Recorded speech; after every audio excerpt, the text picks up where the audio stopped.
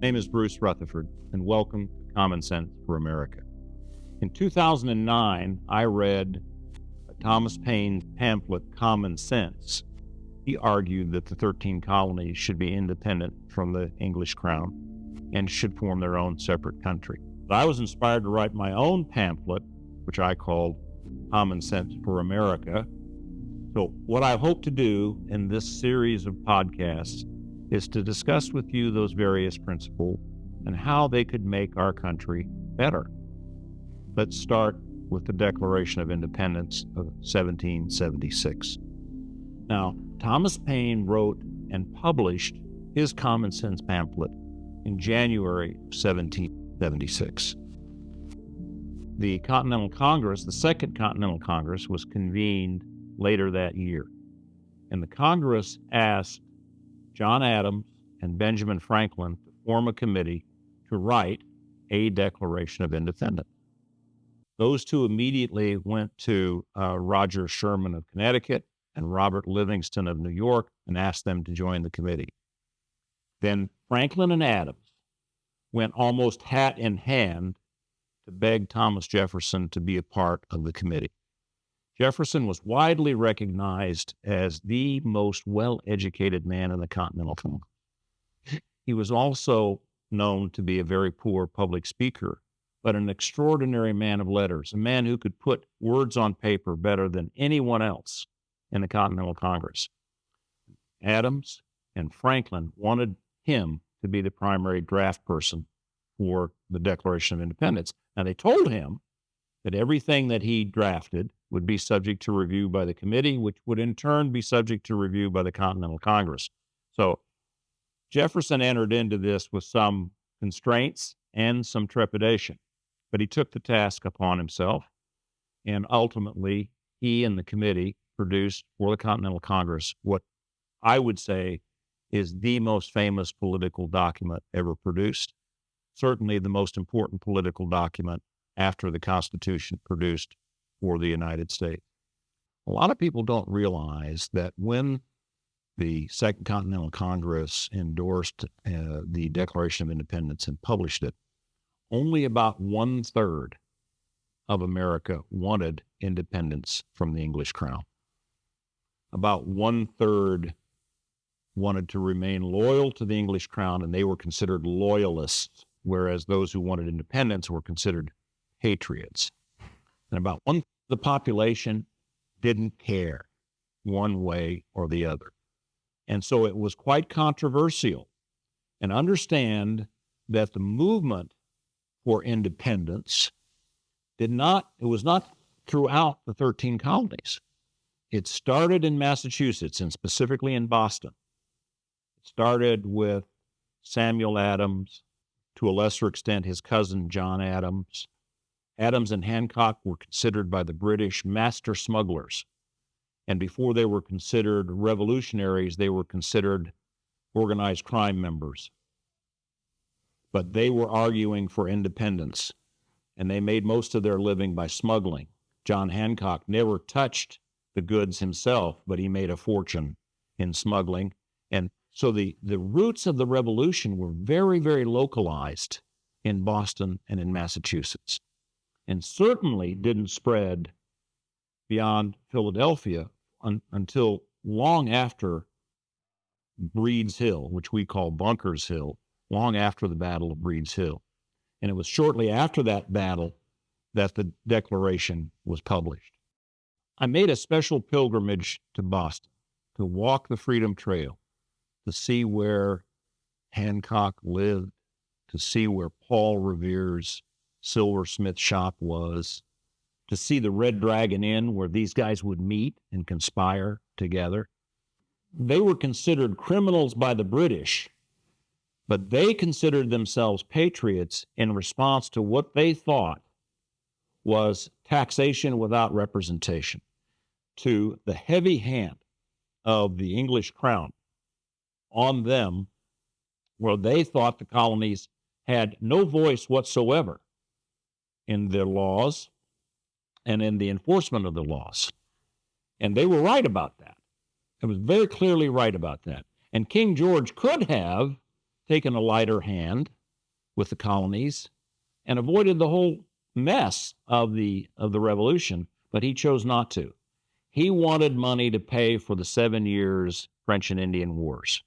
And he wanted the colonies to pay for it because the war was fought largely in the 13 colonies, in the northern 13 colonies and in Canada. And he wanted the colonies to pay for that war. He was deeply in debt, so he levied tax after tax, law after law, without consulting the colonies. And these men became smugglers to avoid those taxes, and the British considered them criminals. Now, today, our focus is on the second paragraph of the Declaration of Independence. The third paragraph is a long indictment of King George, which is no longer of any importance to us. The second paragraph outlines the reasons why the country declared its independence. Now, we all remember from our junior high school educations those famous words, life, liberty, and the pursuit of happiness. The expanded phrase actually says, "We hold it self-evident that all men are created equal, that they are endowed by their Creator with certain inalienable rights, that among these are life, liberty, and the pursuit of happiness." What follows are the words that governments are created amongst men, deriving their just powers from the consent of the governed, and governments are created to secure these rights. I'm getting the words a little mixed up, but the idea is that our country and our government was created to secure the rights of life, liberty, and the pursuit of happiness. That's the whole reason the United States exists, and the whole reason it should continue to exist and to function. And so life, liberty, and the pursuit of happiness we can argue that those are the three most important common sense principles to guide all public policy and laws in the United States. Our very reason for existing as a nation is to protect your life, to enhance your individual freedom, and to empower you to pursue happiness however you choose to pursue it. And they crafted those words to be an all-encompassing phrase, something that would capture everything you could think of for the nation, for the objectives of the nation. Life is the sine qua non. What we say in Latin is without which there is nothing. Without life, liberty's kind of a meaningless word. If the government can protect us and keep us safe, now liberty is an important issue, a very, very important issue. Your individual liberty is the key thing that you must have if you are ever to achieve happiness. Without your individual liberty, you can't be happy. So you see, you go from life to liberty and then finally to happiness, which is undefined in the Declaration of Independence. I think they deliberately left it undefined so that you and I could determine happiness for ourselves in our own unique way. If they had defined happiness with certain limitations or tried to put it into a box, they would have left a lot of people out. They chose not to define it, but that leaves it to us to define happiness in our way. There are other rights that we should consider. How about the right of privacy? That's an interesting, very interesting issue to raise. Privacy, the word privacy doesn't appear anywhere in the Declaration of Independence, and it doesn't appear anywhere in the Constitution. Now, keep in mind, in 1776, there was no such thing as X and the internet, and we didn't even have, we didn't have telephones. People communicated by letter or by face-to-face. Privacy was hardly that big an issue in those days, and today it's certainly a larger issue. Should we consider privacy as one of those rights that should be guiding government? I would argue that yes, we can consider privacy as a right in light of the guiding principles of life, liberty, and the pursuit of happiness. We should test all of these issues against those three principles. Does this enhance our public safety and keep us safe?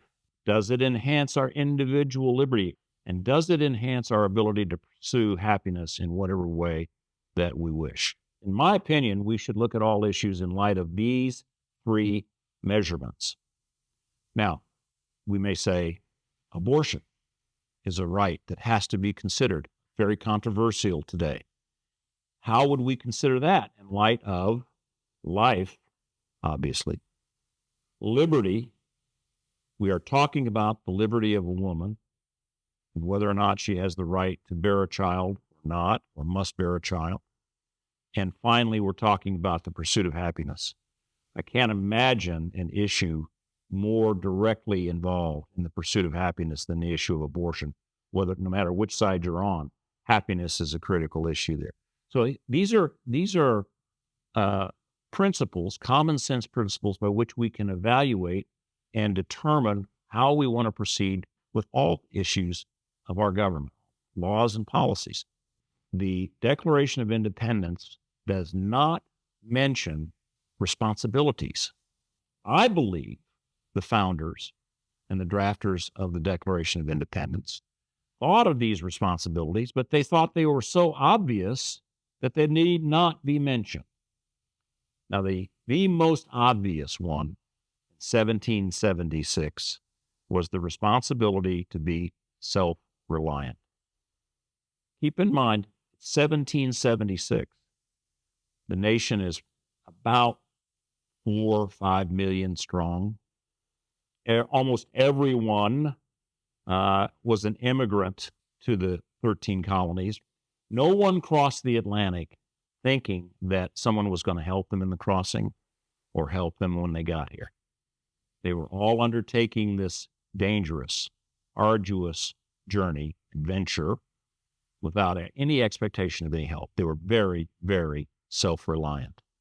And once they got here, they settled into the coastal cities and the relative safety.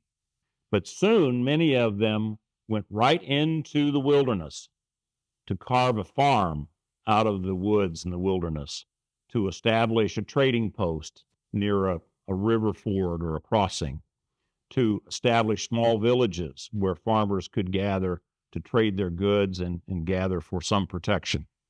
So this self-reliance, born of our immigrant background and heritage, is, in my opinion, a major factor in what makes America great. I think it's one of the factors, one of the character traits that gave us what we call the greatest generation, that lived through the Depression and won the Second World War. We teach our children, we try to teach our children to be self-reliant. We don't teach them to be reliant on government or reliant on Aunt Emma. We teach them to be independent and self-reliant. I was born into a wealthy family. My father was very prosperous. I was a silver spoon child, if you will. And in my early teenage years, my father lost everything. Lost his business. He lost the farm. He lost the house. He lost the cars. Lost everything. And then he was convicted and did 3 years in a federal penitentiary. That's quite a change in life. In the course of that, my brother became mentally ill, very, very seriously mentally ill. And I became afraid that I too was going to become mentally ill.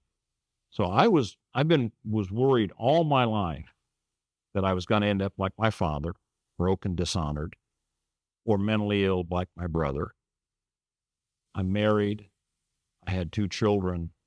And having had 2 children, I could really feel the weight of my responsibility to take care of my family. And I was desperately afraid that mental illness would eventually find me and that I couldn't take care of my family.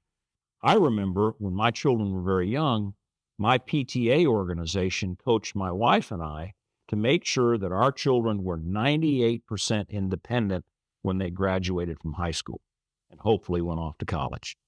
And I took that challenge very, very seriously.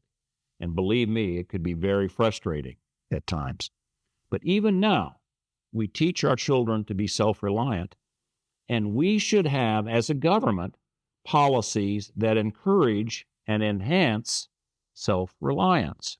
Now, in the 1960s, in response to the terrible economic conditions that were held over from the Great Depression and that were a part of our terrible racist background and segregation, we installed various programs under the name of the War on Poverty. We installed programs called the Great Society and a million other programs designed to reduce income inequality and to improve the level of social well-being in the lower and middle income classes of the United States.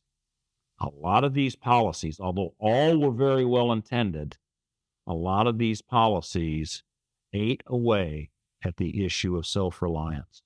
They were all trying to do good for people, and they ended up doing a lot of harm. They broke up a lot of families, removed fathers from the home, destroyed the father-child relationship, and made the children even more dependent on government. Lots of mistakes. So these kinds of programs, although well-intended, were very, very ill-conceived. And they're an example of how government did not do what it should do. It did not enhance and encourage self-reliance. It did the opposite. Not because it deliberately did so. It did so out of ignorance, and in some cases, out of being lazy.